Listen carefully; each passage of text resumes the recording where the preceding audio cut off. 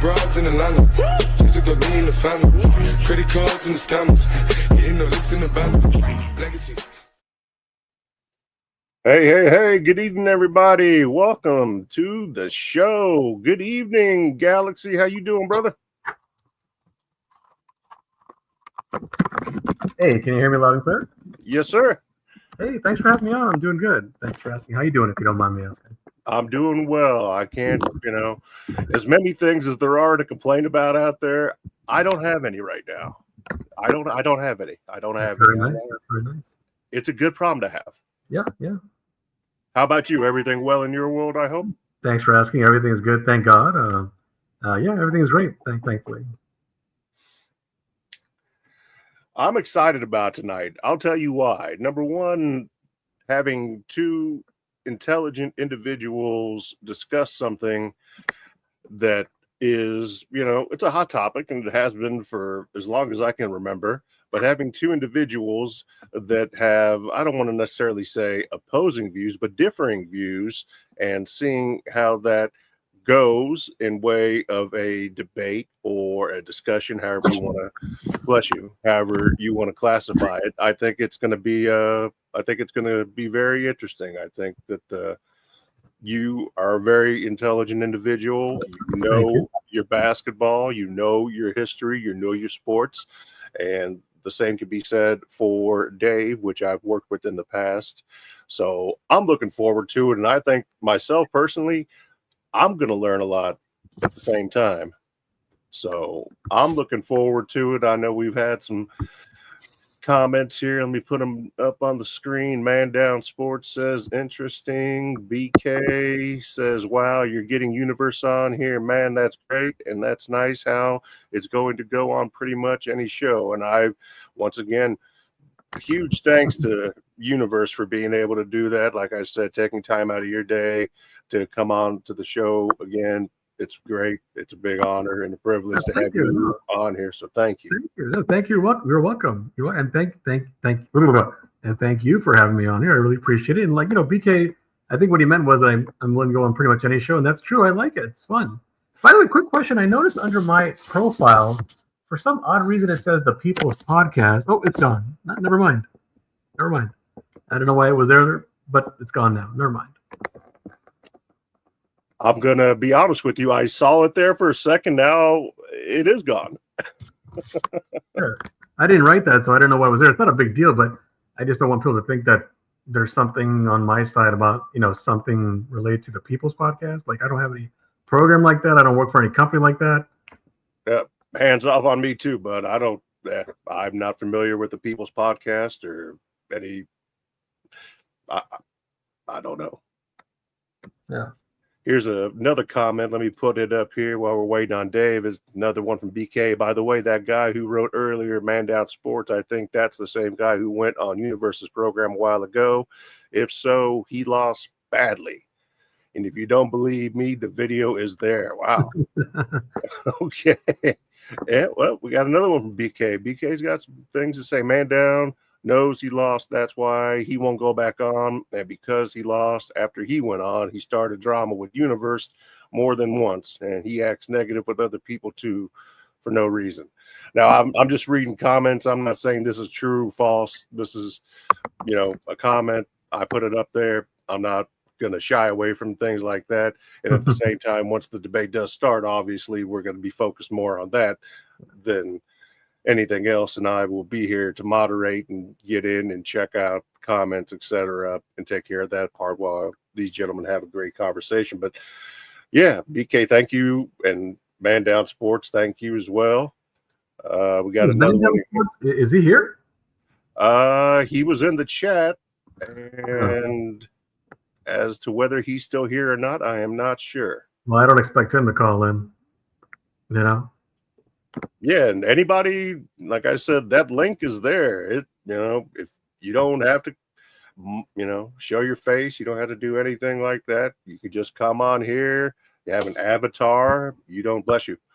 You don't have to show your face. You could remain anonymous. It doesn't make any difference to me. But if you have something that you'd like to say, some input that you have to share, then by all means, we'd love to have you on. Hey, by the way, a quick question. A couple of times you said "bless you." Are you saying it to me? Because I'm not sneezing. It sounds like it. I'm sorry. No, I'm not sneezing. No, I mean, it's nice you said it, but just I'm not sneezing. Okay. See, that's just me being me. It sounded like a sneeze, and I'd rather be on the side of caution. And yeah. No. If I would have done it and you said "bless you," I would have said thank you. At least I tried to say thank you. You never know. Sometimes we might miss it or something, but I try to say thank you when someone says "bless you." And you both, like going old school, holding doors for people, things like that. Nice, very nice. Yeah. Yeah, the things that those little things that we miss out on. Yeah, it doesn't seem to happen as much as it used to. And I'll tell you right. It's back again. The People's Podcast is back again. Find out what they do to animals in factory farms.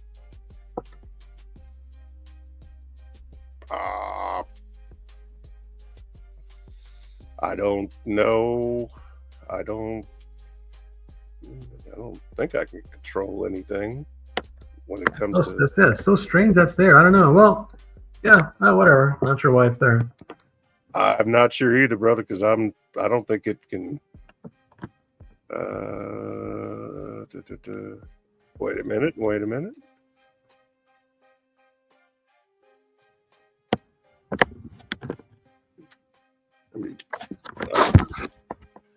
In the meantime, while he's figuring things out, I'd like to send a service announcement to everyone that Michael Jordan fans are the worst sports fans of all time. And if someone doesn't agree, it's probably either because they don't know all the information and or they themselves are a Michael Jordan fan.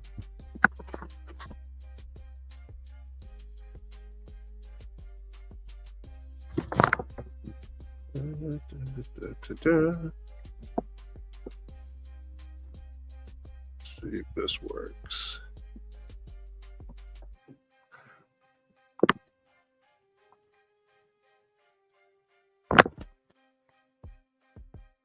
I don't know, maybe it's something they have here on StreamYard as far as like a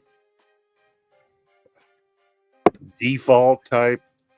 Yeah, it's strange. I've never had that before when I go on a show or do my own show where some default thing like that is there. On your side, it says guardian of the mic. Did you put that here or no? Yeah, that one I did. Yes, I was the guardian of the mic. Now I've got you as the Universe Galaxy. Okay. Is that? Oh, okay. Wait. So you changed my So the first part, the factory farming part, that part I put there. It was there. That part was there last time I came on your show too. I don't know if you remember that. But the other part, the People's Podcast, I don't know what that is. All right. Maybe that's something that StreamYard just put for whatever reason. I don't know. So let's do this. You want the display name to be the farming. Yeah, if you don't care, I like to put it there. It's always I like to send while they read it, they might as well just read that. You never know, they might care. Find out what they do to animals in factory farms. Then that's one of the topics I go up. So remember I told you on my show, I bring up different topics. That's a topic I go over sometimes. Well, in the meantime, while he's doing what he's doing, I want to take this time to remind everyone that Michael Jordan fans are the worst sports fans of all time.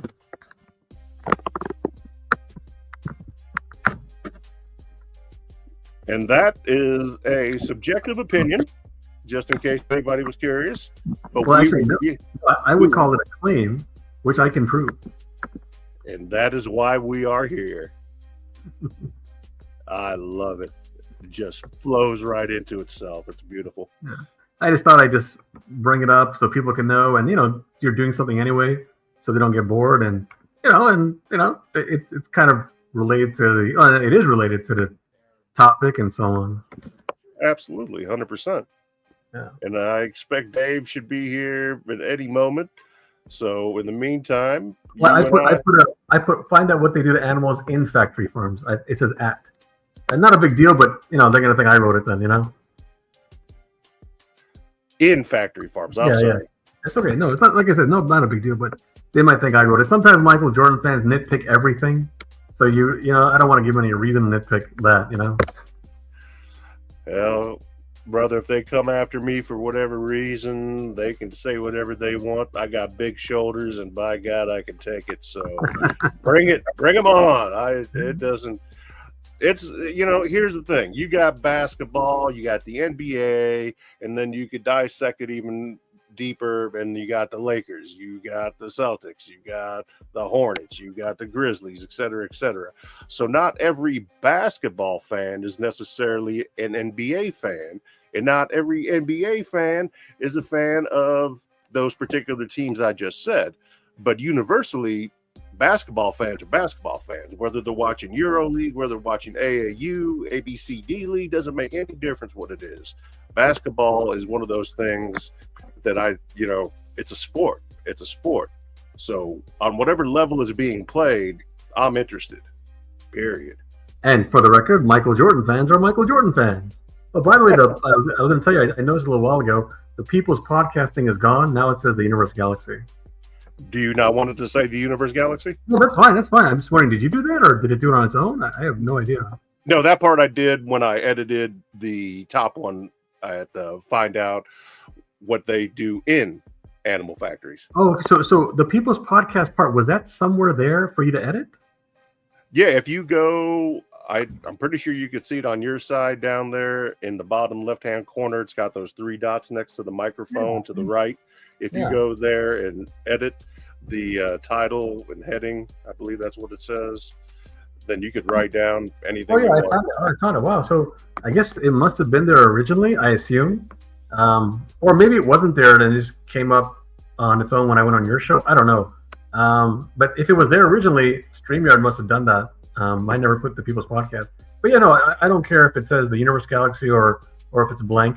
I just wanted to make sure I put the find out what they do to animals in factory farms in. So, yeah. But anyway. I've got one for you. While we're here and we're waiting for Dave, here's a question for you. Yeah. This is one of the ones I was going to use. Like I said, I got some questions, but this one I can use generically, and we can ask it to Dave as well. No big deal. But when it comes to Jordan, what is Jordan's most underrated trait? I would say none, because they have basically given him credit for everything he does, and they've overrated him on a lot of things he does. So I don't think anything is underrated. Okay. So none of the traits that Jordan has are underrated or overrated. They're kind of right there in the middle-ish, sort of. Oh, no, I would say he has some traits that are overrated. Okay, so as far as his most underrated, not overrated, but his most underrated stat.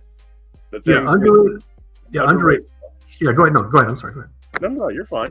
As far as his most underrated traits, whether it be statistics, whether it be, whatever it is, the lore of Jordan in any capacity, what do you think the most underrated thing about Michael Jordan is? No, there's nothing for basketball. Everything that they bring up about him, it's either where you expect it to be or it's been overrated.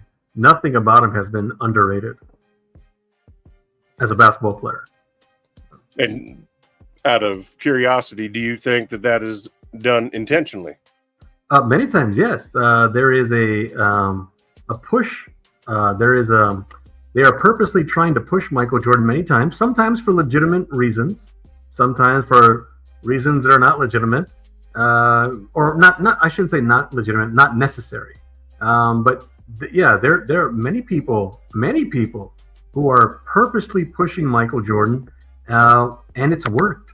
It has worked. When you have a mass media constantly pushing Michael Jordan over and over and over and over, and they make it seem like you're ridiculous for not elevating Michael Jordan over and over and over and over, it's going to affect a mass audience, and it has, and the evidence is there. There are people alive. Shut up, man. Let's get the show started, man. I want to hear all of that. Let's go. Now, Mad Max, remember you were writing in the email that you know. Let's go, man. Let's go. I don't want to hear all of that. Let's get to the point. Stop all that deflecting. Now, Mad Max, remember you. Man, I don't want to remember nothing. You're gonna remember these nuts in your mouth like Scottie Pippen did, Patrick Ewing. Let's go. So for the fourth time, Mad Max. Let's go. Let's start this debate. For the fifth time, Mad Max, do you remember when you emailed me? Max, can we start the debate? I'm not interested in this guy's banter. I'm not interested in that. I'm here to debate. Let's go, man. Let's go.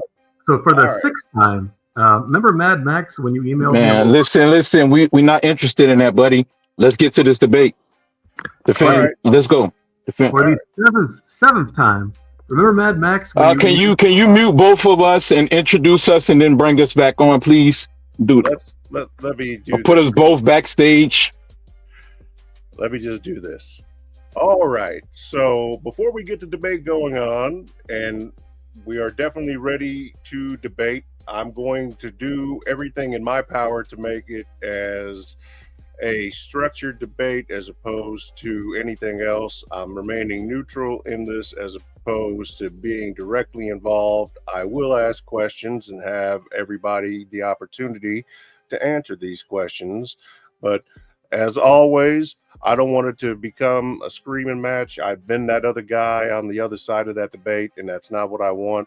I want to have a good conversation, and whether that's called a debate or not, or discussion, that's all semantics, and it doesn't matter. And I did very clearly say in emails to Universe Galaxy that we would keep it professional, we would keep it 100, we keep it raw, we keep it real, and we can do that and be respectful to one another at the same time. And I say this because I've made that mistake in the past, and it doesn't generally end up going well. So I want to keep my word to both Dave and to Galaxy about what I said, and I mean what I said. I want to have a good discussion, and I want everybody to have the opportunity to speak and to prove their point, and do it in a way that we could all clearly understand.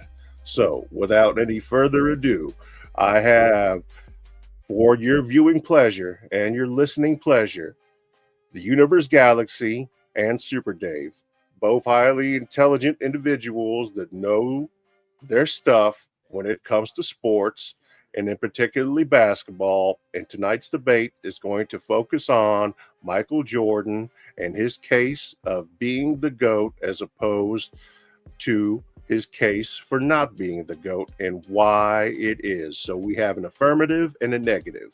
The affirmative is going to be Dave, and the negative, and it doesn't mean it's an aff and a neg, it's a debate term, and the negative is going to be Galaxy, which is not a negative thing at all. That's just the way debates work. So criteria for the debate is going to be as follows, because we're not going to have two guys just sitting there screaming at each other because nobody wants to hear that. That's not what people tune in for. But I'm going to pose the same question that Galaxy was asked, and I'm going to ask it to Dave now, and we will take it from there. So without any further ado, let's get it on. All right, welcome back, fellas. Welcome back. I didn't get to finish my point. I tried like 7 times. How you doing, Galaxy? How you doing? Go fuck yourself, you dumb fuck. How you doing, Galaxy? You ready? How you like your shit page, by the way? Hey, listen, it's better than Anyway, yours. I wasn't done You talking. buy, it's a bunch of raw material. You buy I your wasn't, subscribers. I I don't buy wasn't my done talking. subscribers, okay? All I right. wasn't. I I wasn't. I Well, don't have to buy my subscribers. You be honest. forget, I remember when you All right. Well, started on YouTube. I know whatever. you. I know you. Okay? Let's go. Let's get it. Forget all the pre-fight antics and stuff. Let's go. And Max, what are the criteria? What you said you came up with the criteria for the debate. I mean, did he come up with this criteria? And No, no, who chose Michael Jordan as the greatest? And is that what he needs? That's the argument he need me to take on for him to have an argument, a counter argument. Like, I mean, the burden of truth is on me, based on whoever chooses a player, right? That's what he wants, like a chess move, right? You want me to go first? well, he has left the show. Why can't he tell us who's the greatest player ever? Do we even know? Yeah, I know he left the show. He know what's up. Well, but I could prove that Michael Jordan is the greatest player ever. Do you want me to keep on? Because I mean, it's simple. Like I said, man, Michael Jordan. You know, when you the greatest, when you consider the greatest of all time, that means, you know what I'm saying, you're not only the greatest in the sport, but you're the greatest off the court. You know what I'm saying? And that means you're the best ambassador for the sport. You know, Michael Jordan was that. He was the greatest ambassador. He grew the sport and the sport of basketball and made it popular all around the world. And these are the results we're seeing today. And you know, and what proves that is the 1992 tour that the Olympus teams went on and beat teams by average of like 40 points. Michael Jordan, you know, Michael Jordan was spearheading that roster. So I know he would like to say that was the team effort, but you can make your argument with that. But I would allude to the fact that you know they're you know, you have guys like Michael Jordan who are the difference makers on a team. And basketball is simple. We don't have to complicate it, you know. And I'm gonna go ahead and, you know, continue on with my argument, and that you know, since that's my argument, there's been no other greater player than Michael Jordan in the postseason. I don't care nothing about the regular season. When you know, we got, for example, you got guys like Wilt Chamberlain who averaged 50 points in a regular season, but his scoring average is, you know what I'm saying, he dipped in the playoffs. He went down to 35 points, which his team relied on. So he never really won, you know, and he never really won in the clutch. He could never close game because he couldn't shoot free throws.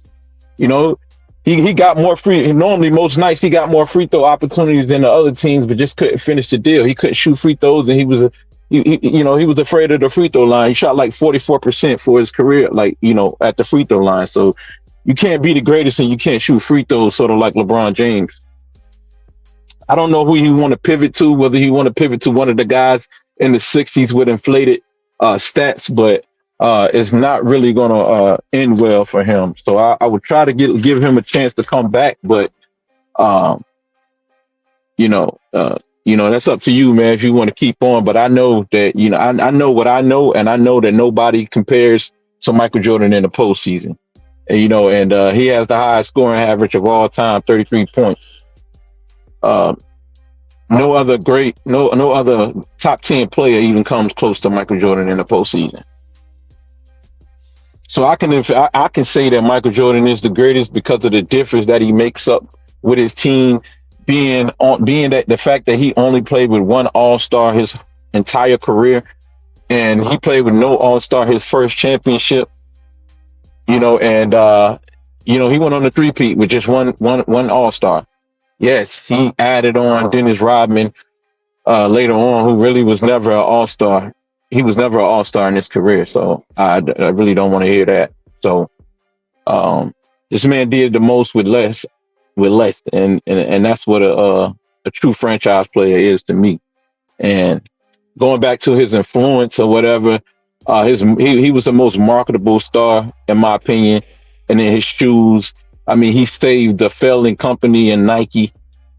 and made them, just made them a conglomerate. And what he did for Chicago Bulls, being a losing organization, really getting that organization out of the mud, never asking for players, never asking for players. You know what I'm saying? Like the great Red Auerbach said, do the best with what you have. And Michael Jordan did that.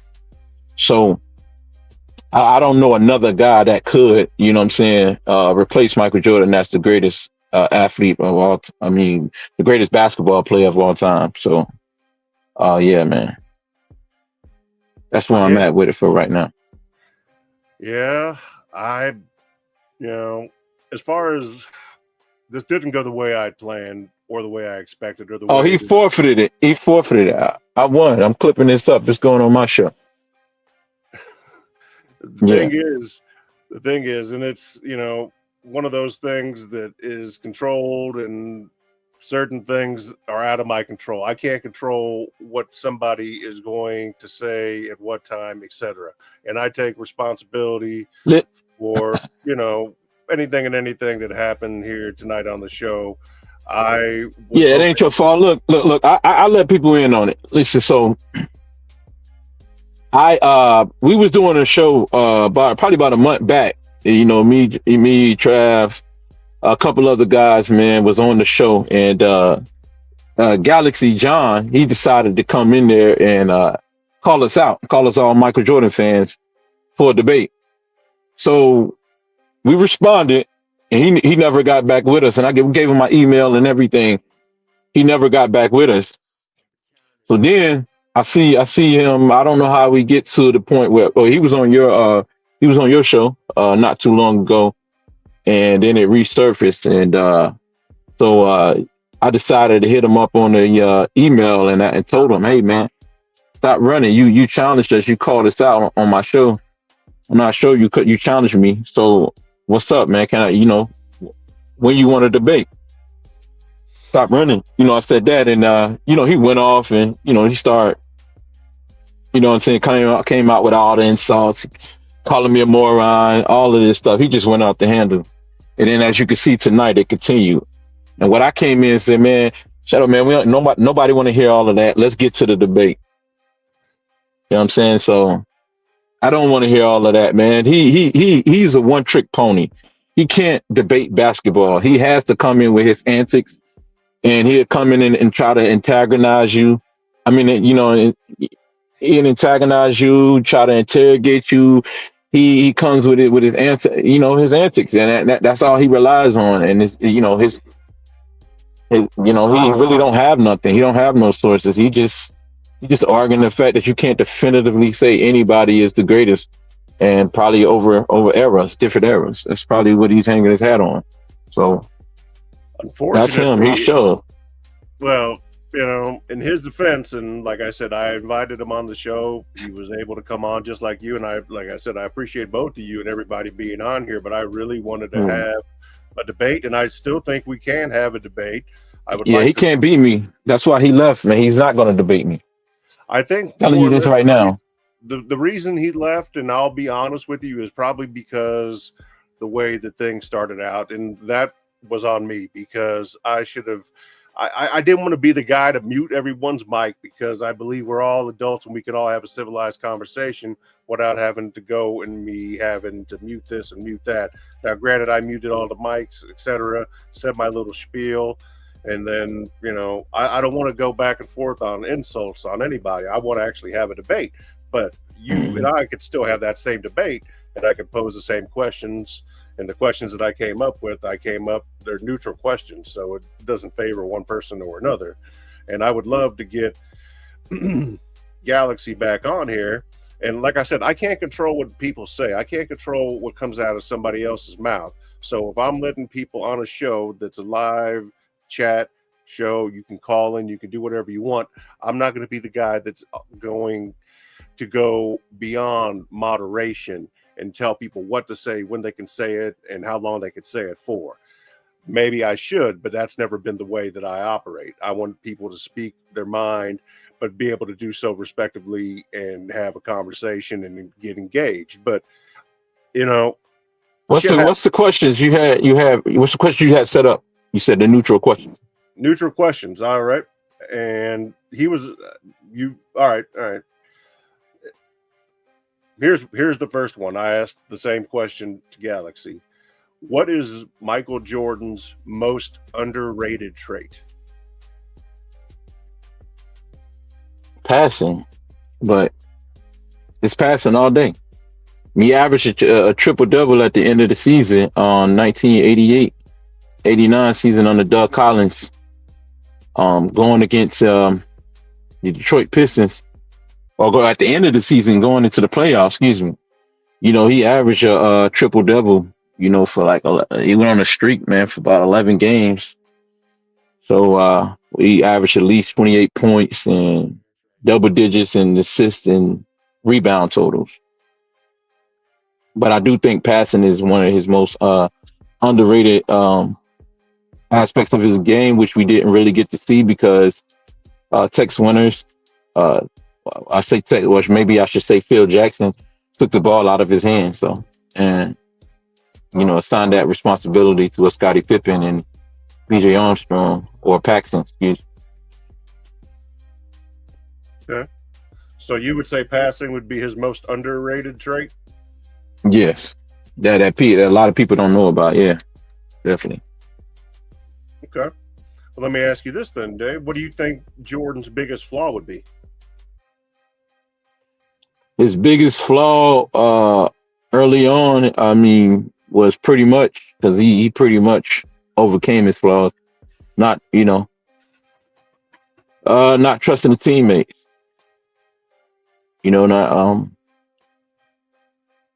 Probably over dribbling too. Being the only guy, taking all the shots. Your team becomes stagnant when you do that.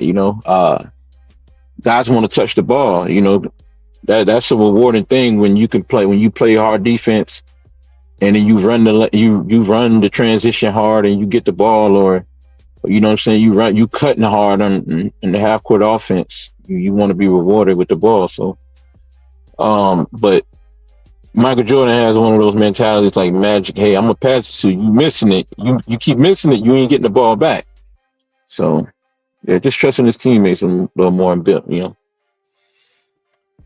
One player who could beat Jordan in a 7-game series would equal teammates. A player that could beat Michael Jordan. So these are neutral questions? Yes. That could beat Michael Jordan with equal teammates. Yeah, so if it's a 7-game series and they had equal I know what you're saying, but I'm trying to think of one player. I wouldn't know. Maybe number 45. Jordan number 45. I'm playing. I wouldn't know that. I wouldn't know it. I would say maybe either Wilt or Kobe. But I had the best shot, Okay. Being that, if a team is built around Mike, then I would just say Kobe because he models his game after Mike. So the team is designed for Mike. So Kobe will be a great plug-in. Okay. You think Jordan would thrive or would he struggle in today's NBA? Yeah, I think he would thrive with the paint being open like it is. Yeah, no hand checking. Yeah, he would definitely thrive. No defense. Oh my goodness. Three steps to the basket. Yeah, freedom of movement. Yes. And if he's listening and you're out there, Galaxy, I encourage you to come back on. Like I said, we could start over. Yeah. No big deal. Yeah, it don't look good for you. All right. What's any more questions? What's next? Okay. Yes. Can greatness be quantified, or does it require a cultural and emotional component? Meaning, is the GOAT debate more about numbers, or is it about moments?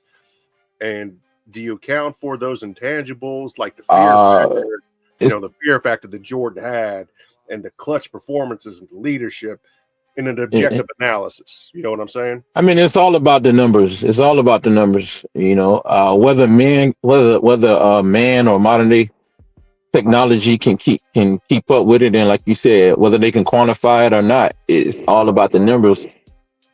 You know, we may not have the formulas for them, but they exist. Maybe the next generation will be able to quantify the greatness, but eventually it's going to be fully quantified. Probably as close as probably at the highest rate ever. You know, of course. You know, going forward, yeah, of course.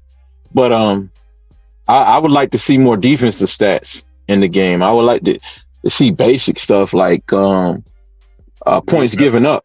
Yeah, You know, individually, yeah, individual points given up. Yeah, defensive plus minus, everything else. I think we had this conversation yesterday or today. LeBron James, for example, might have 8 assists, but if you have 6 turnovers, do you really have 8 assists? I mean, yeah, you have. Right. I mean, yeah. I mean, if you got 5 turnovers and you got 8 assists, and you really got 3 assists. Yeah. When it's all said and done, you know, or you know, I guess you could say that, but you know, and then basketball, I agree with you. But then basketball, with you know the scoring and everything, if a guy scores 25 points and he gave up 15 points, he really profited his team like 10 points. That's really his true value to the team. Yeah. And yeah, I mean, Michael Jordan created a lot of advantages like that for the Chicago Bulls. Here's a good one for you. How much of Jordan's legacy is built on narrative and media influence versus measurable achievements? They were a mirror of both. You know, he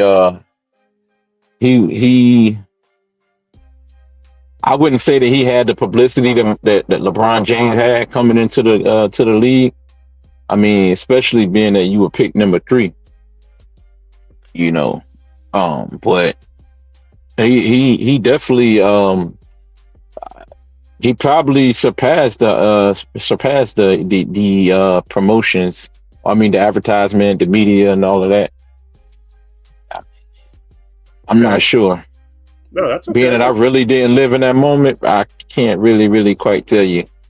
And that's a fair answer. That's a great answer. This one you're probably going to be able to answer a lot easier. What separates Michael Jordan from other all-time greats in terms of skill, mentality, and the impact he had on the game?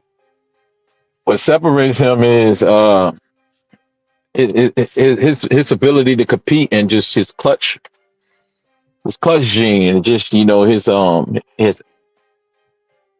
will to win, you know, to find a way to win. His IQ separates him from the rest of the players. Bill Russell had a very good, high IQ, you know, but he could also rely so much on his the other stars are built around. I mean, you know, that was teamed up with him. Michael Jordan pretty much, you know, everything was on the shoulders of Michael Jordan when it came to delivering.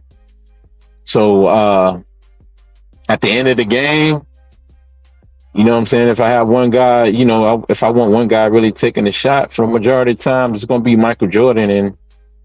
And just, you've seen examples of his clutch performances against Utah.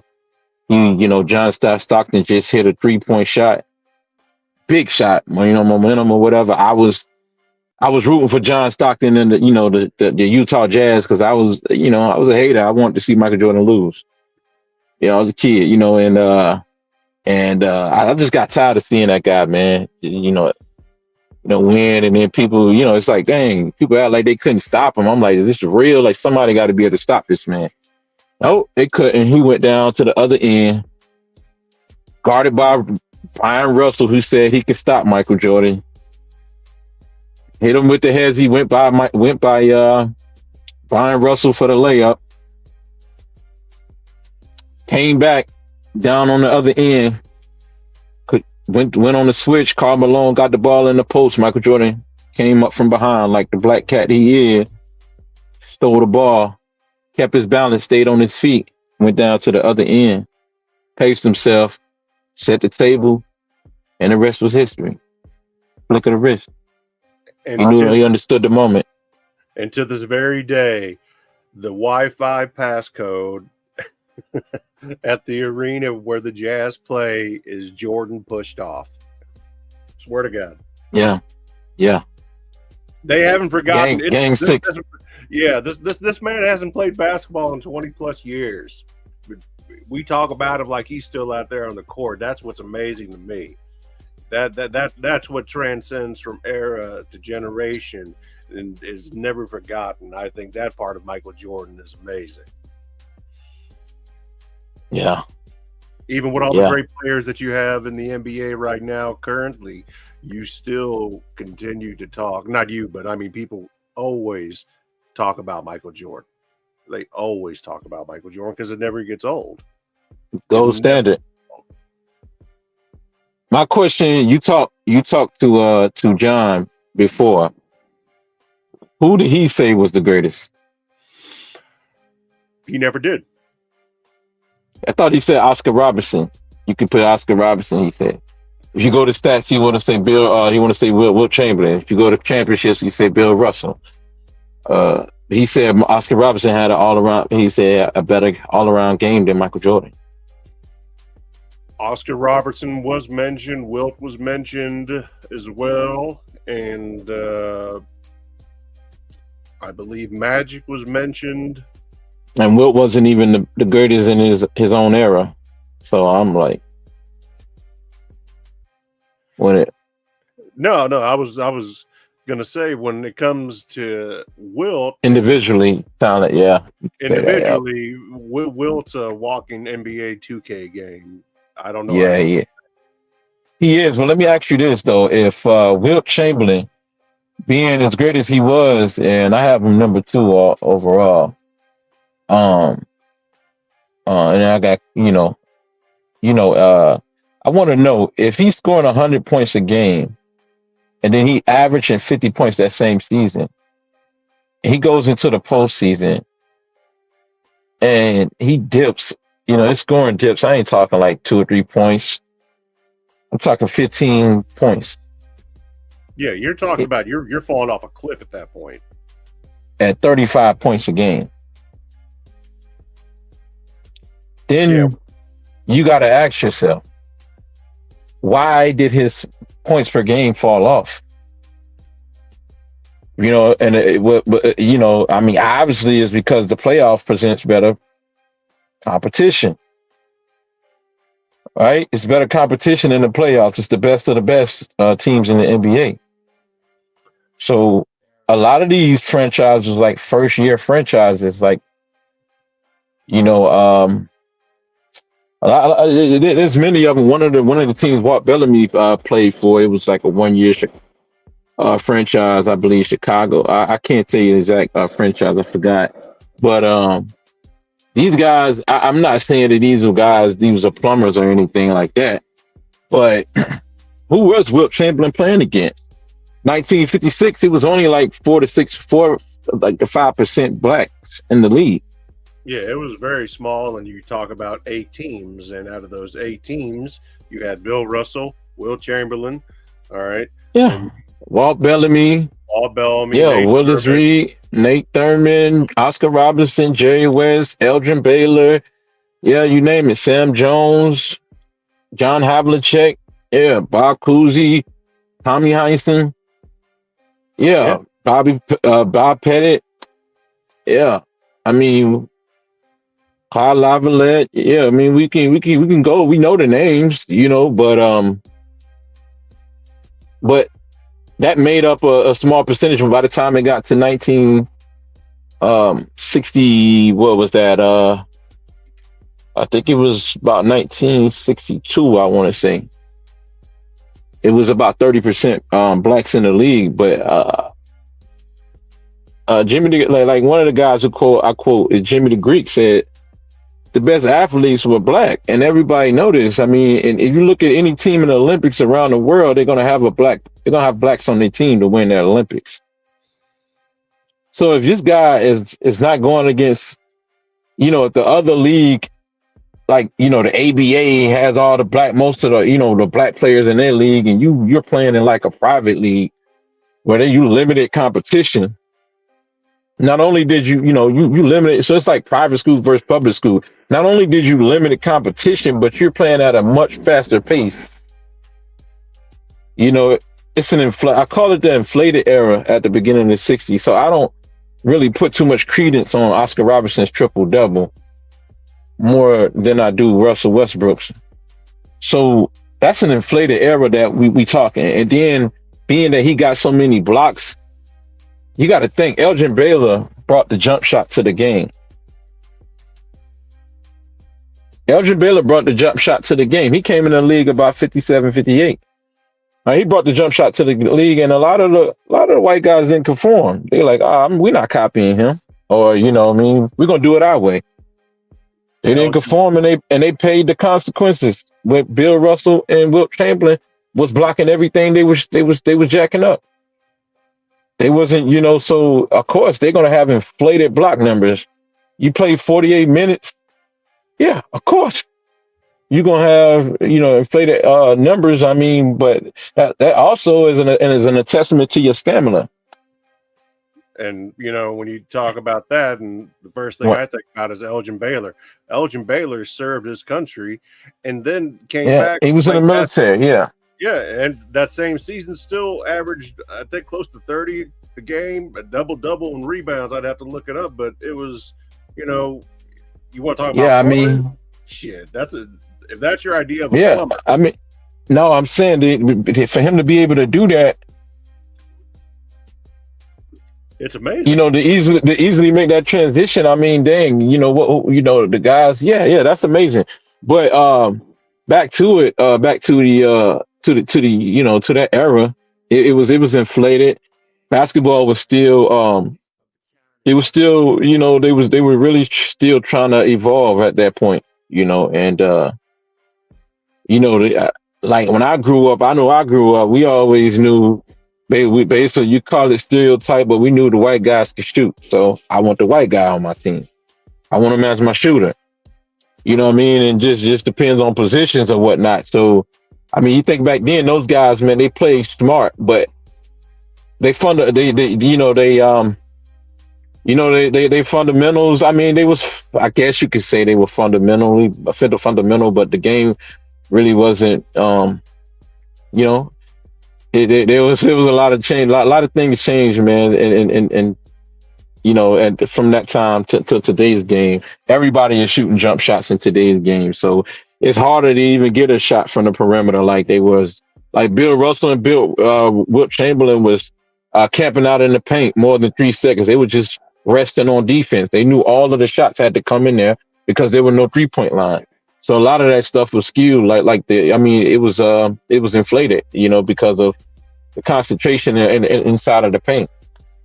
Yeah, and that's how I feel about it. I know Wilt to be a great player. Like I said, I got him at number 2 overall. Oscar Robertson, I got him high on. I got him in my top 20, top 15. Sometimes I even moved him to top 10, but I at least got him in my top 20 at all times. Oscar Robertson. Yeah. And I know that's who I heard him mention. So I'm just addressing it. I'm just addressing who he mentioned. And Bill Russell, Bill Russell can't be your best player on the team, basically, in today's modern game. Maybe he could if you put the right pieces around him, but he's a scoring liability, and you can still win with a guy like that because Ben Wallace proved it, but I don't see him being the greatest based on the way he, what he brings to the table on offense. And a lot of the double tapping off the rim, he was rebounding his own misses. Yeah, so. This is true. Yeah, and a lot of things I look at where Wilt got away with a lot of goaltending, and so yeah, the game was still shaping, so it was still evolving. So they, a lot of rules got implemented, and it wouldn't. Yeah, you could say that was because of Wilt Chamberlain. You could definitely say it is because of Wilt Chamberlain. People got freaked like Wilt Chamberlain, so they made sure it wouldn't happen again. So, but that's really. Oop! I didn't mean to cut you off, Dave. Go ahead. No, I was going to say the one thing that aside from the records that Oscar Robertson had in way of his triple doubles, etc., for the 5 seasons, the one thing that he really did to change the game, in my opinion, is the fact that he allowed for free agency to be a real thing. Prior to that, there really wasn't any such thing as free agency. You were either getting traded or you wait for the contract to expire. Well, what would that have to do with the GOAT discussion? I know that also as well, but what would that have to do with it? Nothing, just throwing out an Oscar Robertson fact out there. Oh, he's showing off your bag, man. That's what you did. Oh, stop it. Yeah, man. Let me carry the luggage, man. All right, so listen, yeah, but I just, as far as the players he made, Oscar Robertson, he missed the playoffs 3 straight years and then rolled in the middle of his prime. His numbers were definitely inflated, and he didn't win a championship as the best player on the team. It was Kareem. He won the Finals MVP on that. You can mention when you want to go to rings, you can mention Bill Russell as the greatest far as rings, but Bill Russell lost on the biggest stage. His plight to the finals wasn't as hard as Michael Jordan. He had about two, I think about two, anywhere from 2 to like let's say three rounds. Basically one round, maybe one game in the first. Well, he had 3 rounds to make it to the finals. 2 rounds, and then the 3rd round was the final. Yeah, Michael Jordan and everybody else had to go through 3 rounds just to get to the finals, and in the 4th round to bring it home. So, I mean, they were less teams, 8 teams, and 8 to 10 teams throughout his whole career. He lost twice in the finals. Michael never lost none. Bill Russell, he had 5 regular season MVPs, but you can't tell me that he would have won. I mean, so I'm not sure if he would have won more than 5 finals MVPs if they were around during this time, because he didn't even win the one on his way out. That went to the opposing team, Jerry West. Nobody ever won a finals MVP over Michael Jordan, so you can't Steph Curry him. Then at the same time, when it comes to statistical stats, you could throw out all the regular season numbers like with Wilt Chamberlain, but it didn't translate to the postseason. So anybody that really know basketball know that championships are won in the postseason, not the regular season. That's just for shit and giggles. I mean, it's not for shit. It's for playoff position, but other than that, that's the regular season, and that's what it is. I'll leave it at that. Do you think that a player can be the GOAT and not be universally loved or admired by everybody? I do. Do you think that that's a lot of the case when it comes to Michael Jordan in this? I think that solidifies it. I think it solidifies it. But Michael Jordan, is slowly fading. I mean, I'm not saying he's fading at a significant enough rate, but I think he's fading because you can see it in our society today. These guys are comparing Michael Jordan to LeBron, and then comes out The Last Dance, and the young guys change their mind. Most of them, over half of them, change their mind, and he's like, "Oh no, Michael Jordan, LeBron is nowhere near better than this guy." So, yeah. People is called recency bias. People get caught up in what they think the latest is the greatest. So there you go. What do you think is going to happen? Just speculating, when Michael Jordan comes back this upcoming season with the NBA on NBC as whatever role they've got him in, which is kind of vague, but a special consultant or whatever they've got him labeled as, what kind of influence do you think that's going to have in way of bringing back that nostalgia and everything that came with Jordan and the NBA on NBC, Ahmad Rashad, etc.? I think Michael Jordan is really going, he was really going to ask a bunch of key questions to the fans during his presentations.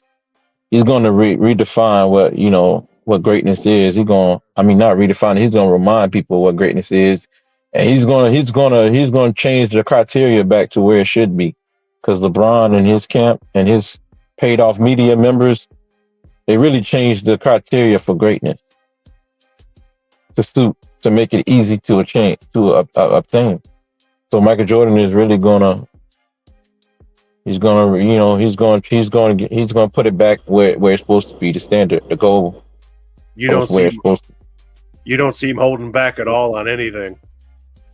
Nah, Michael Jordan is going to do it. He's going to do it cleverly. He's not going. I mean, he's going to do it sly. He's going to be very friendly. He's going to do it while complimenting people also. He's going to play golf with you. He's going to take you out to dinner. He's going to make you feel good about yourself, and then he's going to wait till that game comes on. You're going to get I think he's Michael going Jordan. Michael Jordan was like. That was one of the things they were complaining about, Michael Jordan smiling and making friends with players before the game. So it's going to be nothing different. He's going to be empowering, to other players, speaking positive about other players' games, and then he's going to get to it. It's going to be nothing left. He's going to say the best for last. Yep, I remember when Jeff Van Gundy said the same thing, and then next thing you know, his Knicks are getting the shit beat out of him. Jordan takes that kind of stuff personal. I don't think it's changed that. He's just as competitive now as he was his entire life, not just his basketball career, but in general. And this is his only opportunity to combat the LeBron media, because he has Clutch Sports. All of the other, sports media pundits that he's involved with. You name it, man. Let me ask you this: does being the GOAT mean being the best at everything, or being the most influential?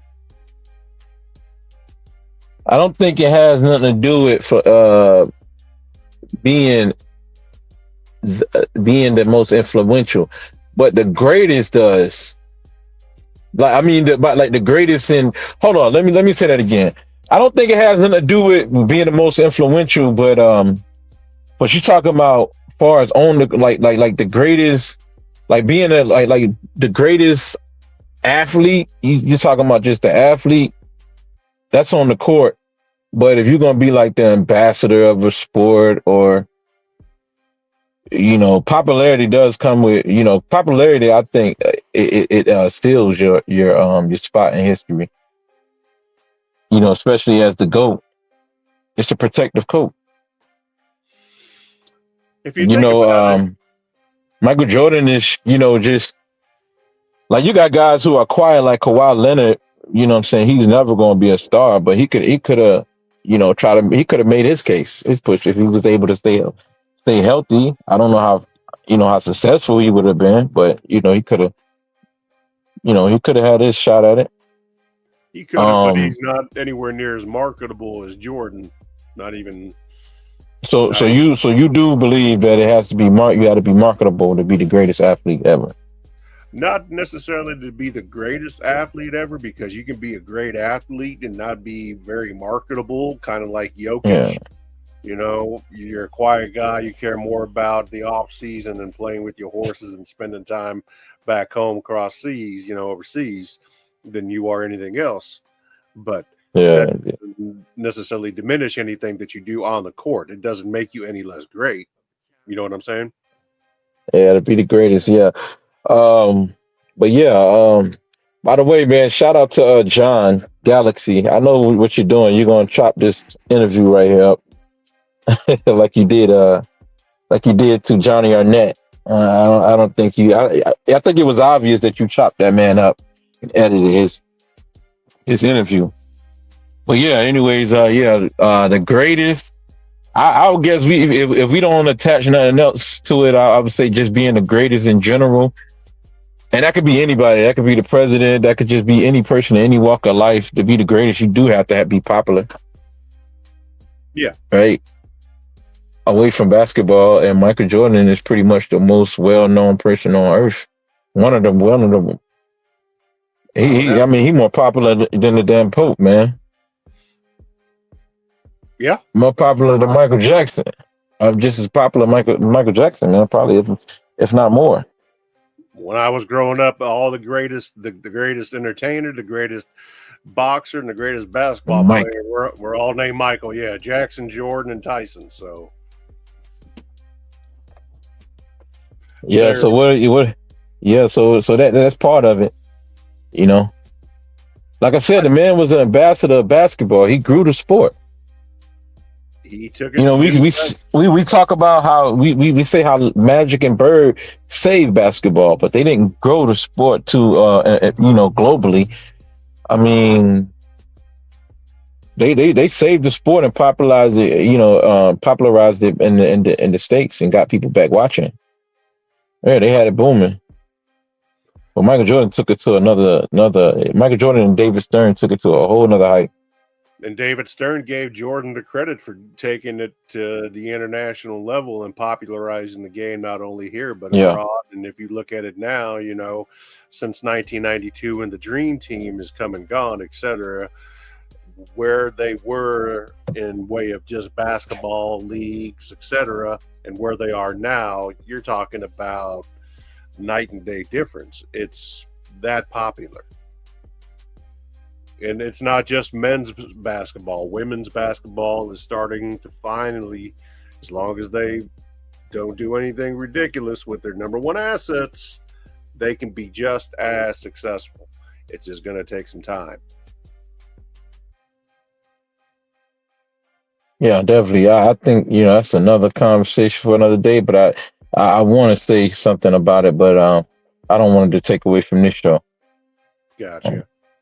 I thought I had another one.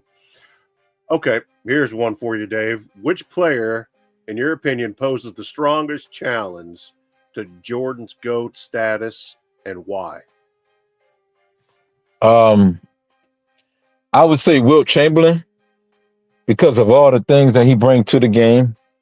I mean, people brag and rave and want to crown whoever averages a triple double, but you got to remember Wilt pretty much did that even before they were recording blocks and steals.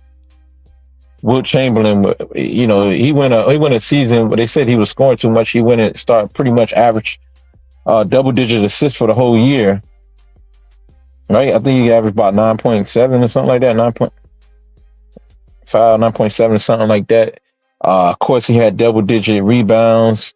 25 plus rebounds. Double-digit points. Yep. This double digit to constitute for a triple double, and as a double. Then we know he had double digit blocks, and but he pretty much had a triple double, quadruple double right there. Some games he had quadruple doubles. So being able to affect the ball, affect the game in that many areas, and bringing it on both ends of the court, in my opinion, the greatest center ever. I mean, in the twilight of his career, or he was 34 years old, 35 years old, and back then that was kind of playing past. Most people's careers ended around about 30 to 32 years old. And being that he stuck around, he still played, and he lost one to Kareem when Jerry West and Elgin Baylor went down. It was just Wilt by himself, and he still got busy. We don't have to go through the numbers, but he made winning plays when he got his squad back. They went on a 33-game winning streak, got into the playoffs, same matchup, faced against Oscar Robertson and Oscar Robertson, Lucius Allen, and Lou Alcindor. I don't know if he changed his name. I don't know if he changed his name by then. I think he changed his name by then, by Kareem at the time. I mean, and he stopped Kareem when it mattered. He put the clamps on Kareem. This is the only guy we know that had blocked the skyhook twice in one possession. Thanks. At 34 years old, and we say that this man is a myth.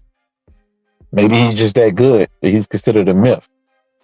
But the biggest reason why I don't consider Wilt Chamberlain the GOAT is because he didn't have the IQ. You know who told him what to do against Kareem? Wasn't that Hannum? No, it was Bill Russell. Oh, I thought you Yeah. were talking about coaching wise. You know who also influenced him to stop, shooting as much and start passing and doing the other things to get out the ball more. He was modeling after Bill Russell. For that 67 season when he won the championships, he they became good friends, after the media tried to, pit them against each other. They ended up, becoming real close friends. Bill would go to Wilt's house, and they grew close and exchanged tactics or whatever. And Wilt Chamberlain, when he went with the Lakers, he definitely took a step back. He took a step back just to win a championship. And I just see him being able to affect all aspects of the game. Maybe not on the perimeter as much, but he can. He did make a winning play against Chicago on the perimeter where he got the block. But he stopped Kareem, who was the best player in the league at the time. I mean, he really shook Kareem up, man. Kareem confidence was lost. So if you could do that to Kareem, who was considered a GOAT at that age at 34, 35, and then you end up retiring and come back. No, you didn't come back, but you playing pickup ball against Magic Johnson in UCLA. Magic Johnson had, Bernard King on his team, James Worthy, and AC Green, a couple of other another guy he had on his team. I forgot, maybe Byron Scott. And you're gonna come down to a close game and you block Magic's shot, And let me back up. Let me rewind. Let me remind you, he had college players on his team to compete with, and he went against Magic with Bernard King, James Worthy, those guys, and AC Green. And so for him to do that at the age that he was at, he was like 40, 43 or something like that, or whatever his age was. And for him to, to be in a game like that with Magic all the way down to the last play, and then have the stamina to run it back, and then said that there would be no baskets at this rim, at this goal, and then to hold up on his promise and Magic them could score against Wilt. That's amazing.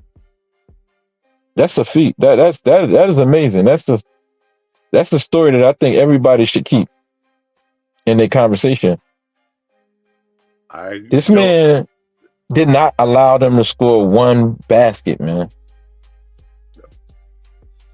Not only that, but to add to the lore of Wilt Chamberlain, after he retired from basketball and was eventually inducted into the Hall of Fame, he played another sport professionally, that being volleyball, and became a Hall of Famer then. And if he wanted to, this man was so skilled and athletic, he could have been an Olympian in track and field. That's how amazing this individual was. He ran a 4.6, man. Yep, he had like a 45-inch vertical. I mean, he used to talk about the times he used to dunk, the coach, Kansas coach on the team he played for, the Jayhawks. They used to bring out the 12-foot, raise the rim to 12 feet, and he used to dunk that. Yep. So, true story. You got to remember the ball, the rim is 12 feet, and, the ball is about 8 or 9 inches. So you pretty much getting another 13 feet in the air, and the top of the backboard is 13.6, right? Or 13.3, excuse me. So he said he used to he used to be able to take a dollar off the top of the backboard, like David Thompson. Yep. So that's impressive for Wilt, in that area. I feel like Wilt is more all around, like being the weight that he got up into the 300s. I think he could guard Shaq, and how he kept Kareem out of he started boxing him out early and kept Kareem from being effective. I think he could do the same thing to Shaq if you box him out early. But if you let him get in the paint, it ain't no stopping Shaq, and it ain't stopping no Kareem either. Nope. You got guys like Moses Malone he would have had to go through, but he definitely top 5. There's no question about it. That's a tough list for this I just named out. Shaq, Kareem, Moses Malone, and Wilt Chamberlain. You could throw Bill Russell in there if you want, if you know what I'm saying. But that's a tough list. But really, I would say Hakeem Olajuwon. It's a tough 5. So, and then him being the greatest all-around center. You can't beat the dreams. Where else would you put Wilt Chamberlain at? A lot of people leave him out of the top 10 conversation. I feel like top 10 is an insult. I think he should be always in the top 5, top 3. I feel like him, Michael Jordan, Kareem, that should be the basketball's holy trinity. I don't disagree. I'm not going to. Of course, I got Bird at 4, but I feel like that should be basketball's holy trinity. They should be off limits, man. Yeah, it's never going to change. And then I don't disagree with that. My top 5 has been the same for as long as I can remember. It's Jordan, Bird, Kareem, Wilt, and Bill. That's never going to change. And I don't even care what order you put them all in. You can mix up the order. It don't matter. Those 5 guys are in a league of their own, head and shoulders above the rest of anybody else. Then the next guys I got Shaq, Kobe, Magic, Hakeem, and the big fundamental, Tim Duncan. And there again, you can put them in any order you want. It doesn't matter if they're 6 through 10. I heard John say that only Michael Jordan fans do that. As far as he's referring to ranking players. I'll disagree. I'll agree to disagree with John or Galaxy, whatever John or Galaxy prefers to go by. And once again, the show didn't exactly go the way that it had been planned. When you go live, sometimes people get excited, sometimes people get animated. Yeah. John, don't worry, man. Don't be intimidated, bro. It's all love, man. That was just antics, man. We got a show to sell, my brother. So it is what it is. I don't take nothing you say personal. You don't know me from a can of paint, man, and I don't know you, man. But I do like what you're doing, and Michael Jordan argument and fans do need some pushback. I love it, man. I am a rebel. I used to go against Michael Jordan all the time, man. I used to say, I was, my uncle would tell you, man, he used to call me outside with his friends and get me to tell the friends that my best player, my favorite player was Scottie Pippen, man. That was, evidently I was young and dumb, but I didn't know no better. But you know what I'm saying? I just like the Scottie Pippen ever since I seen the Patrick Ewing play, man. I just fell in love with Scottie Pippen. But it was no comparison, man. Michael Jordan was really that guy. I was dropping Michael Jordan of his glory or whatever, his respect. But Michael Jordan definitely proved that he was the greatest player of all time, and he performed in the clutch, man. He proved it. He won the games. He won the big games. Wilt Chamberlain was in a lot of close games, and he couldn't finish. That's my knock against Wilt Chamberlain was his IQ. Let me ask you this. Here's another question that I had. If you could swap Jordan into another era or another team, would he still be considered the GOAT? Yes, most definitely. If you put Michael Jordan on the team, like Michael Jordan said it himself, because he asked Michael Jordan, "Hey man, Magic makes his team better." He said, "What about you? Make your team better?" He said, "You put me on a team with Worthy and Kareem, I'll make them better." So you put Michael Jordan on that team with Worthy and Kareem, my goodness, he don't take no breaks. You talking about he's going on a Bill Russell 8-peat, man, without question, until it's time to pay somebody. So things have changed now. With it's kind of hard to go on the 8-peat when you got to pay players and the cap and everything like that. So that's what breaks up teams. That's what breaks up monopolies and sports. So yeah, so I do think he would definitely win. He'd probably win, at least 4 year because it's 4-year contracts. He would, back then they were signing like 10-year contracts and stuff like that, 20 years. So I don't know. I know Michael Jordan, if the team stayed together, he can win. He can run all 10 straight championships easy. with that roster, he only had Scottie Pippen from a little Arkansas guy from a small school and lacked confidence and was getting smacked around by Charles Oakley. Man, he made Scottie Pippen tough, man, and that's what great players do. They make their players better. I don't know what you guys talking about making better because somebody passed them on the ball. That don't make them better. Making your players better is working on their game in practice, showing them footage, working out with them. That wasn't the front office. That wasn't Jerry Krause. Jerry Krause didn't go down there and work with nobody.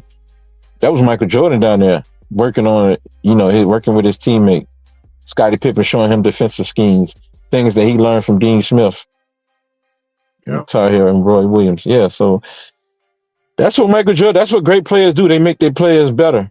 And, they don't wait till the game and start throwing them a bunch of hot potato passes like guys like LeBron and Chris Paul, got LeBron, and then you got to heave up last second shots just so and then he know what he's doing. He's going to be the one to get the credit for the assist. But, Michael Jordan was beyond that. He psychologically rubbed off on his players, gave them confidence. If you coming with your big brother to the fight, you got a chance to win with Mike. Yeah, and when you talk about whether it's Jordan or Kareem or Wilt or even modern day players, what specific criteria do you use to define the greatness of all time? Is it the stats? Is it the impact? Is it dominance, longevity? Is it something else? Impact, because I don't care. I don't do the longevity necessarily. I do. Longevity has its place in the argument, but as far as because the game is played in 48 minutes, right? And you can't fit longevity stats into a 48-minute game. So I go off of per game and impact. Like I said, anybody who can make a difference in the game, gives his team the advantage. So, in the midst of scoring, if a guy goes out there and scores 40 points and then he can stop his man and maybe he can hold his man, at his average or below his average, that creates that creates a what? If you keep a man at 20 points and you score 40, that's a 20-point difference that the other team have to make up for. That's giving your team a little cushion also for their matchups. Because you completely dominated your matchup. Yeah. It's like a relay race, huh?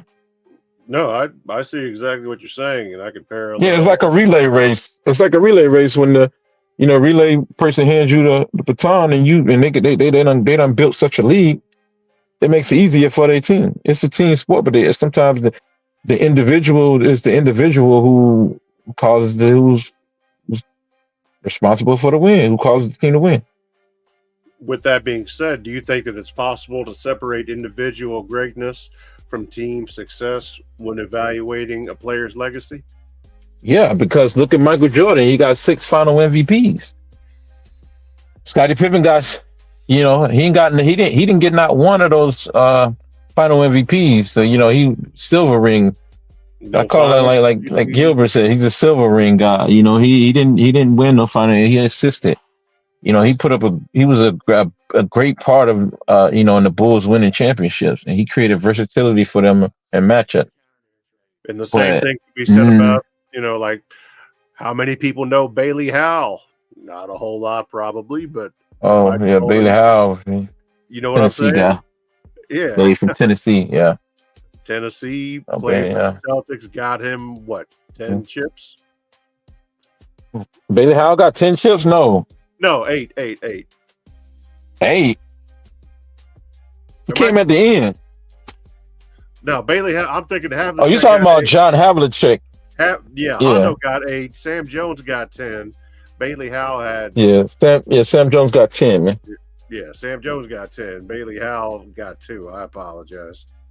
But he came at the end.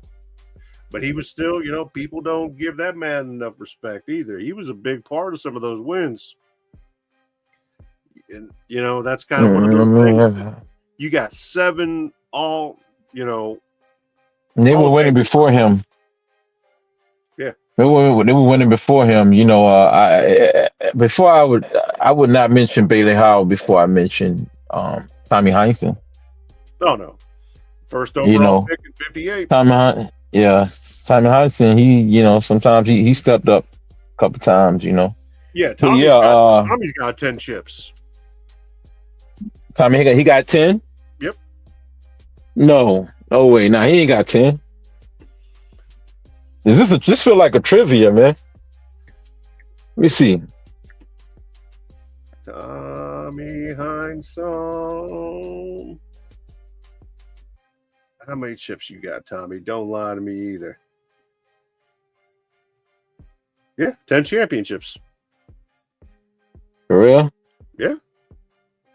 Yep. I knew there was two guys. I knew, obviously Bill Russell. He's got 9 as a player and 2 as a player coach for his last 2 seasons. So he does have 11 rings, no doubt about that. No, I mean, hold on. That's kind of miscue. Like Tommy Heinsohn got 8 as a player, 2 as a coach. No. Tommy Heinsohn got 10 total. I'm talking about Bill Russell got. No. You got to give context to that. Tommy Heinsohn has 8 as a player, right? And he has 2 as a coach. Correct. Same. Right. Same like so Bill he got 11 total, but 9 of them as a player, 2 as a player. No. He has 11 as a player. No, 2 And he has 2 as a player coach while having 11, also like 11, but 2 while playing. Yes. He played and coached at the same time. Yes. 2 things could be true at once. Yeah. Yeah, he was the first black NBA coach. He was the first black player coach. He was the first black coach to win a championship. I mean, there's a lot of things that Bill Russell has done. It's crazy. Yeah. Bill Russell. He but Tommy Heinsohn, he retired in '65, so I knew he didn't have more than, like you said, 8 championships, because he didn't stay the whole time, because I know that they didn't win in '67 and 66. Yeah, 66, and then 68 and 69, so that would have been 11. Right. If he had stayed. Yeah. No, but you are absolutely right. 8 as a player, 10 total, and 2 of them as just a coach, but not a player coach. Not like Bill did, because what Bill did, that just doesn't happen. You're never going to see that ever again. Yeah, I knew he didn't have 10. Only one is Sam Jones with 10 championships. Yep. Sam Jones, and then Hondo with 8. Let me tell you another interesting fact. Do you know that Michael Jordan, Sam Jones, and Metal Like Lemon all come from the same hometown of Wilmington? My hometown. Really? You can Google it. Fact check me. Well, technically, Jordan was born in New York. He was born in New York. Yeah, I mean, anybody can be born somewhere, but where he grew up at. Yeah, where did he go? Where did he go to high school? Where did he go to elementary? Where did he go to middle school, high school? Where was his family roots? Where did his brothers and sisters were born at? He don't know nobody in Brooklyn. He don't know nobody. He don't have no family members in Brooklyn. No, 100%. My brother was born in Georgia, but come on, bro. He grew up in North Carolina. Shit, I was born in Moscow, Russia, but I'm out here in the States. You know what I'm saying? Yeah, I mean, that's immigration right there. Yeah. I mean, I get it. You know what I'm saying? But yeah, I mean, if your family is somewhere and you're on the road, if you visiting or anything like that, it could be anything. You can have a baby early. You're gonna be born whenever that baby God decide to, give you that delivery date. But he definitely, but grew up. He's from Wilmington, North Carolina. He'll tell you that. He's not from no Brooklyn. No, he never claims Brooklyn. Never claimed Brooklyn. No, he's from Wilmington, North Carolina, man. I know all the people who grew up with him. Yeah, you know what I'm saying? I know a lot of people. I know people who played with him. I'm from the same hometown. I went to the same boys club he went to. Yeah, I talked with his coach. The whole, you know what I'm saying? you know, Johnny, if you're listening, this is another thing you can get Michael Jordan fans on. You know, him not making the getting cut from the JV team was a lie. He didn't get cut from the JV. He didn't get cut from basketball. He ended up playing. I mean, cut from the senior team. He ended up. He didn't really get cut, man. He just got sent down to JV. He still played. He was good enough. They just had players on his level at. He was in the 9th grade or 10th grade, and they had other players that was just as good as him that earned, you know, that had senior. They went through a seniority system back then. But yeah, man. And What's he new? hadn't gone through his growth spurt yet, so he wasn't the biggest guy or anything else. Yeah, like 5'9", man. Yeah. Yep, Pop Heron was his coach, man. Pop Heron. Yep, Pop Heron was his coach. That's who trained him. That's who got him to where Roy Williams recognized him. Next thing you Yeah, know. but Google right quick. Google where's Sam Jones from? Sam Jones. They tell you where he went to high school at and everything. Dun, dun, dun. Wilmington, North Carolina, 1933. Good. Google where's Meadowlark Lemon from? Classic Meadowlark Lemon Harlem Globetrotter style.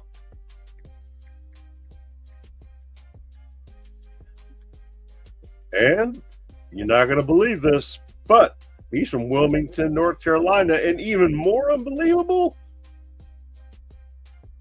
Oh, What's that? No, never mind. I thought it was still alive. I thought you was about to say Althea Gibson. She's from there too. You know. Like, no, he ain't alive. I'm like, oh, all right, no. I thought you was gonna say Althea Gibson. I thought you was gonna say Thea Gibson or Sam or who else is from there? Sugar Ray Leonard is from there also. Sugar Ray, yeah. Yeah, look up Sugar Ray. See where he's from. He's from Wilmington, North Carolina. Yeah, but that's the relevant though. You know, it ain't basketball related. But he's from Wilmington, North Carolina. Michael Jordan's from Wilmington, North Carolina as well. A lot of people don't know Dominique Wilkins from the Carolina. It's so much like, yeah, man. It's no reason. It's no coincidence. Me and people like Mel from Man Down Sports, man. We big on basketball. We're from the Tar Heel State, man. You're talking about Meadowlark Lemon, Roman Gabriel, Sonny Jurgensen, James Vanderbeek, Katie Holmes, and I know some of them aren't athletes. David Brinkley, Charlie Daniels, the singer. Wilmington has quite a bit of history. I did not realize. That's where the U.S. battleship is. But yeah, man, what about, Sugar Ray Leonard? Ask about Sugar Ray Leonard from Wilmington, North Carolina. Yep. You see that? Yep. Oh, yeah. There's a list of people that you wouldn't expect. That's wild. Yeah. Yeah, there used to be a black-owned city. It's a lot of greatness there. You talking about the area of the Gullah Geechee or the Gullah Wars. You can look that up too. They ended slavery. And it wasn't Lincoln. It's a tough bloodline down there, man. But, that's a whole nother topic, man. I didn't know Orlando Jones was from Wilmington. Yeah, man. The list goes on, man. Sugar Ray also moved over to Rocky Mountain and Baltimore too. But everybody had to get from out of the South to make a living for themselves. And hey, that's what Michael Jordan did. Michael Jordan dad. Derek Brunson, the UFC fighter. Yeah, I went to school with him too. No kidding. Yeah. He was a cheerleader. That's wild. Yeah, he was tossing white girls up. Yeah. I was scared for him. No, I'm just playing. Yeah, he cool, man. That's a real good dude, man. That's a real good dude, man. It's like, how some people you like, man, they doing this for TV. That dude is like a solid, upstanding, like citizen, man. It's real good dude, man. The kind of folks you want to be around. Yeah, man. I'll tell you what, Dave. I thought we had a great conversation. I think you answered some great questions. The beginning of Mhm. the show was a little bit rocky, and I understand. Like I said, you go live, and sometimes things don't always go the way you expect them to. I hope the Mhm. Galaxy, if you're listening, we can have an opportunity to do it again.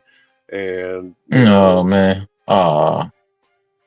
I feel bad. I do. I'm not gonna lie. I feel bad, and I feel bad because the fact that Mhm. I helped set this thing up, and I really wanted to have a debate. And in a Hey, way, he I ain't think he ain't the only one. He ain't the only one who ran for me. You had the guy from Goat James Kingdom run for me too. So it's all good, man. see, It's what they do, man. I've never been that guy. I remember even when I had debated, what's his name. As much as I might have been upset or angry, I'm not going to tap out. You will never see me tap out of anything. And that's not a knock against Galaxy. That's not a knock against Galaxy. I understand. Maybe I don't understand. There might be a little bit of history between the two But of you those are the two biggest trolls on the internet. Is Galaxy and the dude from Man Down, but not Man Down. I'm sorry, Man Down. Galaxy and the Goat James Kingdom guy. So those are the two biggest trolls in the basketball community. Now, the I goat. mean, you got FYF. You know what I'm saying? They do a little troll. They do some trolling, but and I will give credit to Goat James Keenum, man. He have been covering other players, and the dude's smart. He's spot on, and he's sharp. He's sharp. All them guys are sharp, man. You can't do what they do without being sharp. They consistent. They got the time. So they must be successful in their careers. You know what I'm saying? That really had that time to allocate to the sport. So we Yeah. appreciate what y'all do and entertaining us, man. Especially me. You keep. I work the graveyard shift. You guys keep me up, man. So yeah, I like it. I appreciate them guys and they right. You know what I'm saying? And right. Yeah, yeah. I appreciate all the above, kind of like what you just said. I'm Mhm. limited in what I can do and where I can go and etc. based on circumstance. So this to me, it's like What? therapy. I Hmm. love it. I'm grateful and thankful and blessed to be able to have Dave on the show or Galaxy on the show, Yeah. people that subscribe and view the show. Just a big Yeah. thank you to everybody. But come on back, Galaxy. You ain't above nobody. You ain't in the stars, bro. Okay. You bought your subscribers. I remember you. And you just took off with the subscribers, 33,000 subscribers and 200 views. It's not adding up, buddy. Come on now. You're not fooling me. You might can fool Max, but you ain't fooling me because I know where you started from. And you bought those subscribers. Let's just be real.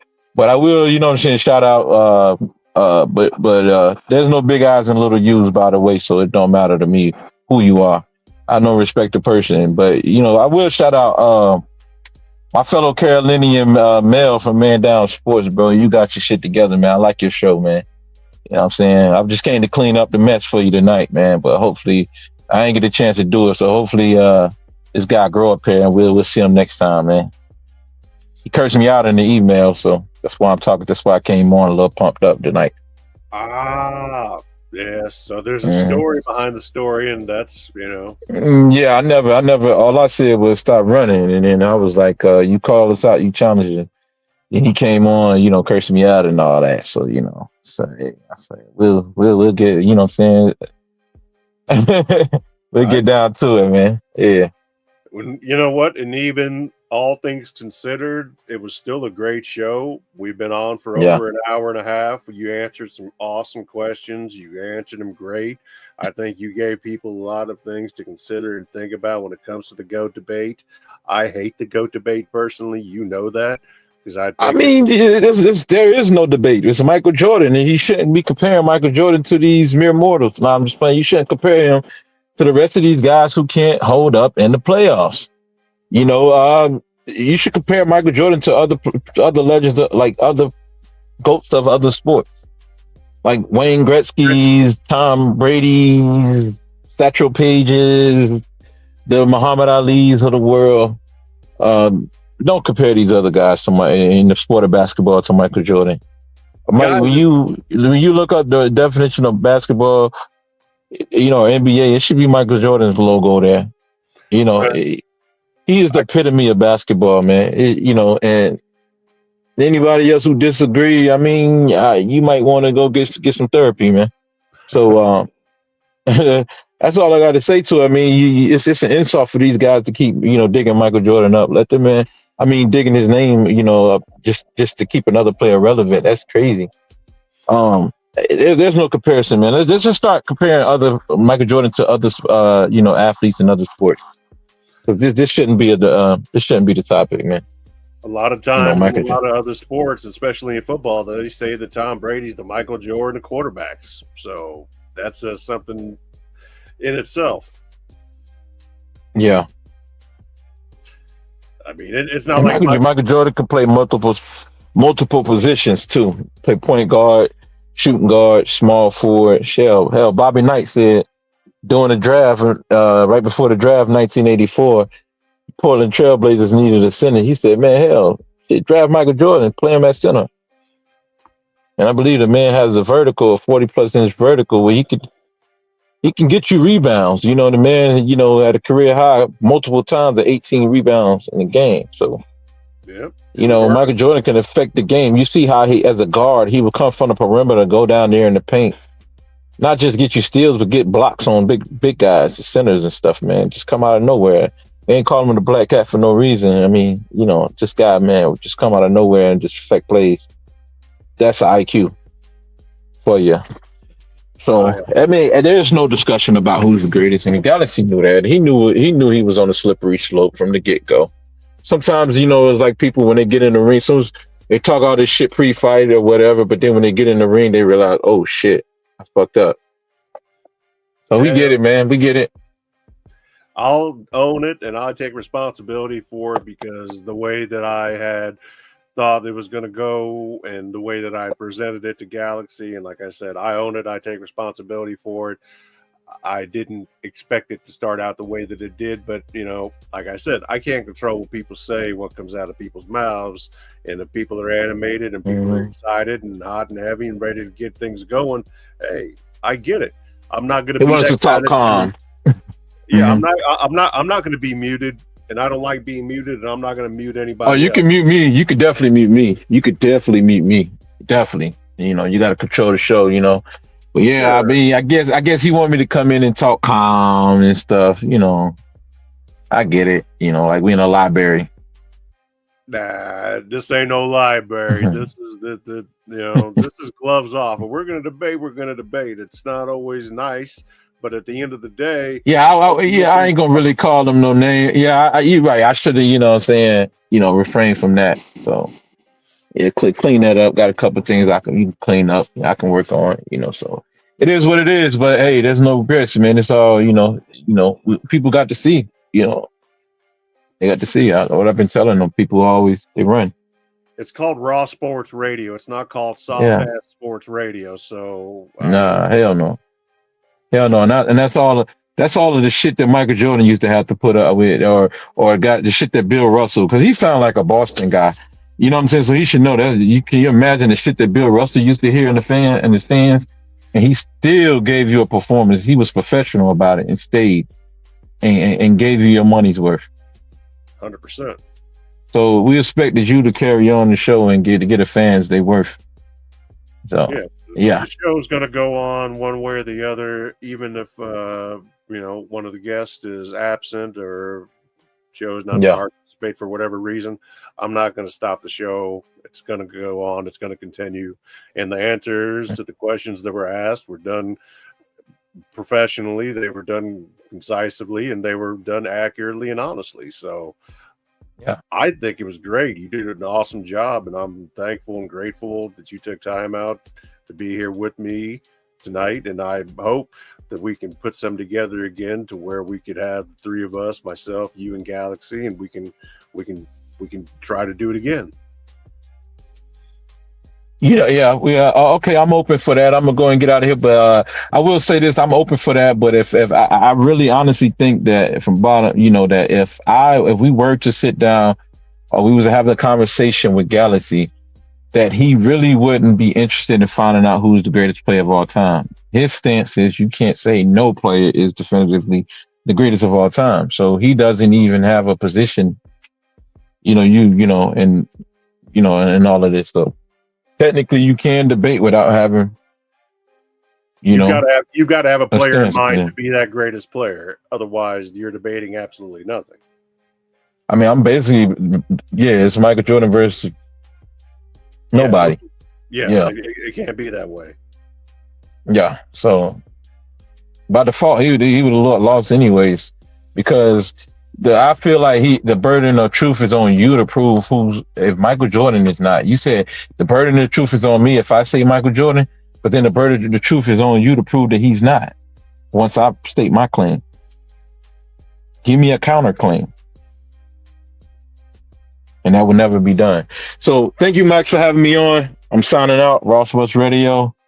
Salute to the Jump Off Podcast. And salute to you, YouTube Galaxy, man. I see your work. Keep grinding. One. Super day, baby. Nothing but love. Guys, gals, everybody, I really appreciate you guys tuning in this evening. It was a great debate. If it actually went down the way that I had envisioned it to go down, and it's not, I take responsibility for anything and everything. It's my show, and I didn't do a good job of pulling in the reins, but I don't necessarily believe that at the same time, like I said, I can't control what people are going to say, and I don't want to be the guy that's going to censor and mute and do this and do that. I thought that I had everything cleared up when I muted both individuals at the same time. There's no red carpet out for anybody. I treat everybody equally.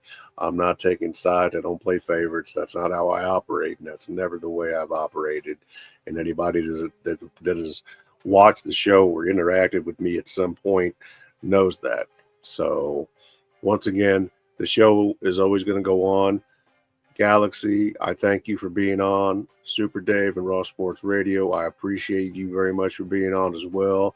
I hope that we all can get together at some point in time and make this show work and have a nice structured debate that we can answer questions and go back and forth, and everybody has a chance to speak and nobody insults one another. I'm not saying you can't use profanity or anything like that. I use profanity all the time. But next time we're going to go for it. We're going to have a debate. I'm going to reach back out to Galaxy. Hopefully I get an opportunity to speak with him as well. I stay in contact with Dave pretty regularly, so that's great. And real quick, before I forget, I didn't do this at the beginning of the show, but I'm going to do it right now. A quick plug to grassrootskc.com, grassrootskc.com, where you can use my code MAX10 and save 10% on all your product and accessory needs. Go to grassrootskc.com, use my code, and save you some green on some green, baby. Farm Bill approved since 2018.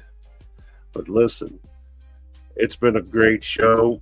It's been a super fun show. Tomorrow night, we're going to be back on. It's going to be a Friday night, late night. I encourage anybody and everyone that would like to come on and chop it up to do so.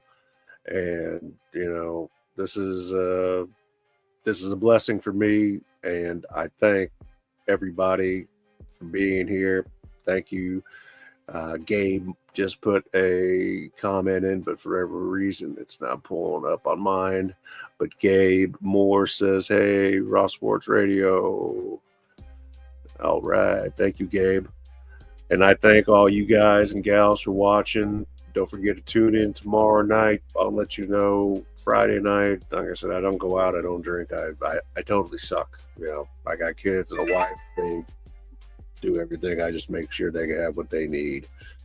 And you guys are the best part of every day that ends in Y, and you always have been. And I hope to keep it that way. We're nearly at 100 subscribers, and we're just going to keep grinding. We're going to keep working, and we're going to keep growing this community. And I thank you all again on behalf of the Sofa King great variety show with Mad Max. You're so fucking great host, Mad Max, and I thank you for being a part of this. Let's take us out with my favorite song, and that is the Mad Max song, while we watch a little bit of highlight video from, oh, look at that guy. I know him. Let's listen to that song now, shall we?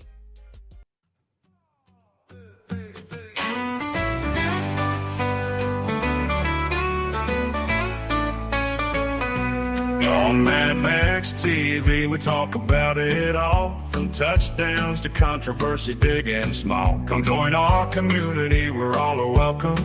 From sports to the mysterious, there's no boredom. Open your mind, embrace the unknown.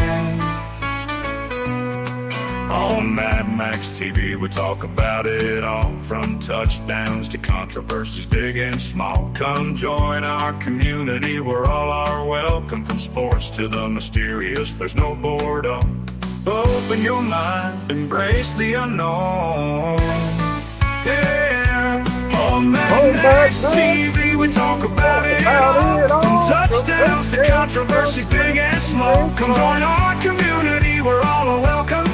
From sports to the mysterious, there's no boredom. Open your mind, embrace the unknown. Yeah.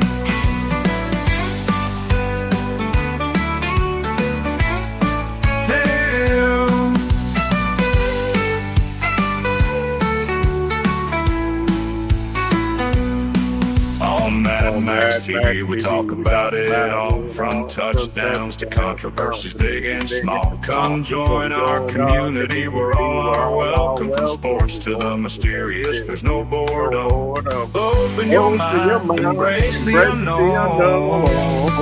Yeah. On Mad Max TV, we talk about it all, from touchdowns to controversies big and small. Come join our community, we're all are welcome. From sports to the mysterious, there's no boredom. Open your mind, embrace the unknown. Yeah.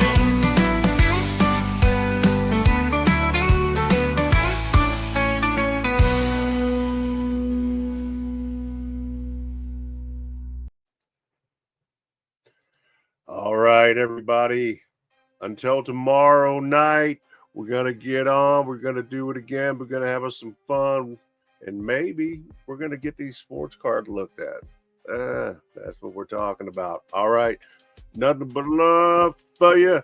Raw Sports Radio, the Universe Galaxy, Rob Water God TV, Hickory TDAU, Hickory the Drunk and Underwhelming, the Dank and Underwhelming, and the Daddy and Underwhelming, all the same. Bo over there with Billion Cubs Project. And of course, we also got PZ Hoops, number love out there to everybody, all the above, and to all of you out there watching. This is your boy Mad Max, and I'm out. Till tomorrow. See you then. Deuces.